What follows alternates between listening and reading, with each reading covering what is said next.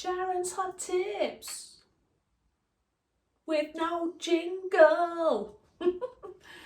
Hi everybody. I think it's time for the Scooby-Doo shiver. God, sometimes I'm just silly for being silly. All right, focus. You can tell I am doing mass editing because I am about to go on holiday to Australia. I only have a couple of weeks under my sleeve, so I'm trying to get routine into my place, my zone. So what I'm trying to do is, where possible, do some mass videoing so then I can edit and upload well in advance. Let's see if that's gonna work. Anyway, I'm Sharon.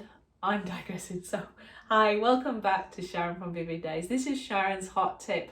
My hot tip for you is, if you like that sparkly little glitter in your resin, think about how you apply it, because if you apply it at the end, not on top, and then you add your little blowtorch, that potentially is going to set on fire, and nobody wants those little black charcoal bits within their piece of art. So my tip for you, an amazing colour Cottage pigment. This is the super sparkly white. Now it looks white to you in there, but when you add it, the white disappears and you just see the beautiful sparkle.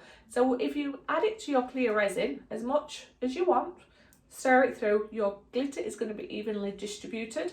It's going to be so suspended through your resin. When you torch, you've got very little risk of setting your glitter alight, and it's just a really great way of adding that little bit of bedazzle to your resin. Now, you may have another brand that you work with that offers a similar kind of thing, but for me, the colour Cottage Super Sparkly White is the way to go if you want that distribution of glitter.